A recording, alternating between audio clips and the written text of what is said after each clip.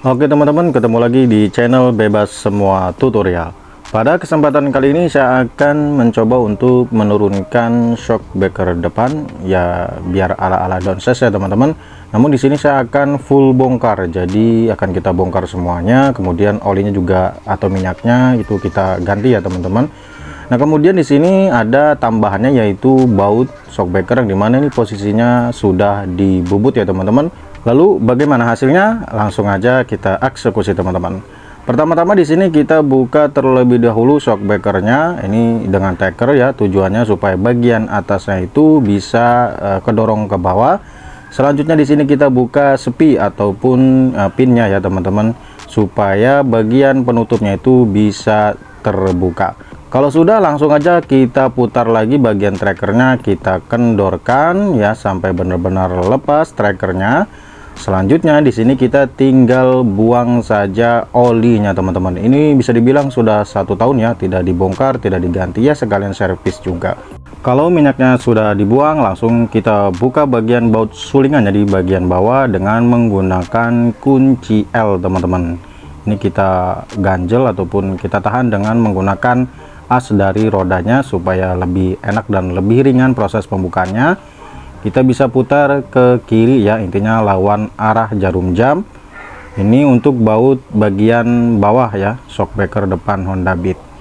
Ini masih nyangkut ternyata, kita putar lagi sampai benar-benar lepas teman-teman bagian bautnya. Kalau sudah terbuka, langsung aja di sini kita bisa lepas bagian tabung dengan shock breakernya. Nah seperti ini. Nah posisi ini sudah terlepas ya, bagian tabung serta shock breaker bagian depannya. Selanjutnya di sini kita bisa lepas bagian ini sulingannya ya. Akan tetapi ini dirasa sepertinya agak ngelos ya, tidak ada kompresi. Nah seperti ini, tapi tidak apa-apa, nanti kita akan sekalian perbaiki ya teman-teman. Selanjutnya kita bisa bersihkan bagian part-part di shock breakernya, mulai dari sulingan, kemudian juga ada tabungnya, kemudian juga baut-baut serta bagian per juga. Untuk pembersihannya itu bisa menggunakan Pertalite, Pertamax ya. Namun di sini karena motor saya menggunakan Pertamax, jadi saya membersihkan menggunakan Pertamax. Nah, ini yang tadi dimaksud saya ya, bagian sulingannya di sini sepertinya ngelos ya. Jadi tidak ada kompresi, kita bisa cek.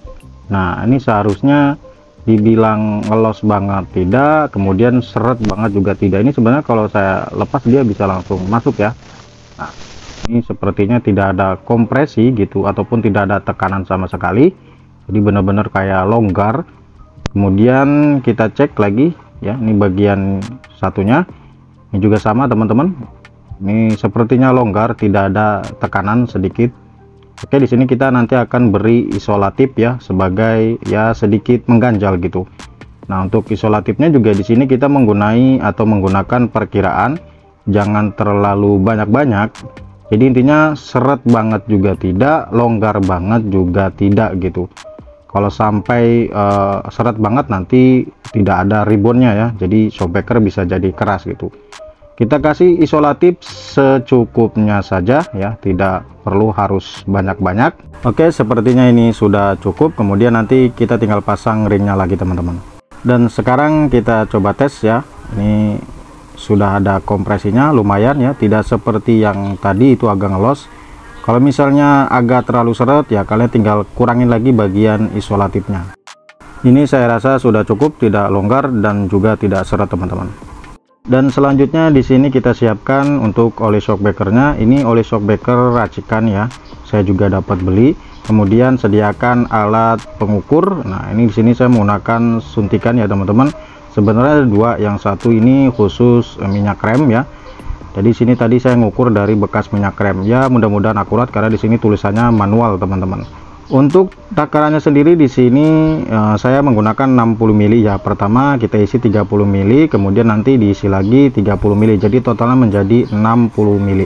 Kalau untuk takaran olinya tuh sebenarnya berbeda-beda ya, kadang setiap orang juga seleranya beda. Namun di sini saya lebih cenderung memilih yang 60 mili ya. Jadi ini untuk 30 mili pertama, setelah itu kita lanjut lagi yang kedua karena ini memang untuk takarannya kecil ya teman-teman. Selanjutnya kita masuk ke proses pemasangan per. Di sini ada 2 per, kita ukur terlebih dahulu, yang dimana ukurannya lebih panjang sedikit itu biasanya saya gunakan di tabung yang ada cakramnya ya teman-teman. Ini kita ukur, kemudian bagian ulir yang rapat itu kita taruh di bagian bawah. Nah, ini yang rapat kita taruh di bagian bawah teman-teman, seperti ini ya. Kemudian langsung kita tarik ke atas, dan selanjutnya di sini kita tinggal pasang lagi bagian penutup atasnya ya, yang ini dengan menggunakan tracker teman-teman. Dan saatnya kita melakukan proses tes ribbon ya. Kita genjot ini bagian shockbreakernya. Oke, seperti ini kita tes ya. Nah, kemudian kita cek ataupun kita lihat bagian bekas ribbonnya ini bisa kita ukur menggunakan meteran ya. Nah, sebentar kita ukur dimulai dari ujung tabungnya sampai mana ini bagian ribbonnya, karena kalau misalnya baru itu kelihatan ya, itu sampai mana selisihnya. Nah, di sini untuk proses pengambilannya ataupun pengukurannya, saya itu mengambil sekitar 6 sampai 7 cm. Nah, seperti ini ya. Jadi di bagian 6 ataupun 7 cm. Kalau dirasa olinya kurang tinggal ditambahin, kalaupun lebih ya cukup dikurangin lagi teman-teman. Oke, selanjutnya di sini kita tinggal pasang bagian baut. Ini hasil bobotnya ya. Ada 2 biji, kita pasang di bagian atas terlebih dahulu, jangan di bagian bawah. Untuk bagian bawah ini kita menggunakan baut dari bawaan, jadi kita pasang bautnya, kemudian selanjutnya bisa kita pasang bagian shockbreakernya. Nah, ini untuk baut bawaannya ya. Jadi pemasangan bautnya itu satu bubut, satu yang originalnya teman-teman. Kalau dilihat sih memang di sini beda ya, bagian ulir dratnya ya. Kalau yang masih bawaannya dia lebih panjang, kemudian yang sudah bubut itu bagian tengahnya sudah dibubut, yang dimana tujuannya supaya shock itu bisa naik ke atas. Dan ini setelah proses shockbreakernya itu sudah dipasang ya, bisa lihat di bagian atas itu sudah menonjol. Jadi bagian shockbreaker itu kita taikin ke atas. Di sini saya ngambil kurang lebihnya 2 sentian ya, nggak nyampe 2,5, jadi 2 cm itu lebih sedikit aja. Akan tetapi yang harus kalian perhatikan di bagian bawah sini, yaitu bagian as rodanya. Ini harus pas ya, jangan sampai ada yang lebih tinggi sedikit. Jadi bagian as roda ini masuk benar-benar nyeplos ya, jangan sampai mentok. Jadi patokan aslinya itu di bawah, bukan di atas ya teman-teman. Nah, selanjutnya ini ada bautnya sisanya ya, jadi masih 4. Kemudian nanti yang kita pasang itu hanya 2 saja, kiri dan kanan bagian bawahnya, yang 2-nya bisa kita simpan teman-teman.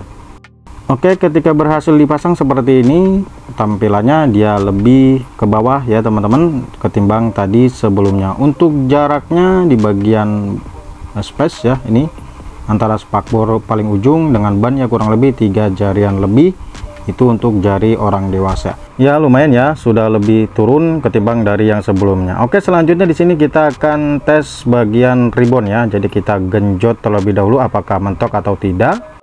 Nah, untuk hasilnya bisa kalian lihat sendiri ya, ini tidak mentok ya ke bagian ban ya, masih ada space, dan ini juga tidak jedak, tidak juga gasruk teman-teman. Dan untuk bobot saya pribadi itu kisaran 80 kiloan, jadi untuk settingan serta takarannya itu sesuai dengan pengendaranya teman-teman. Intinya untuk settingannya tadi sudah saya beritahu, ini pas dan tidak jeduk teman-teman.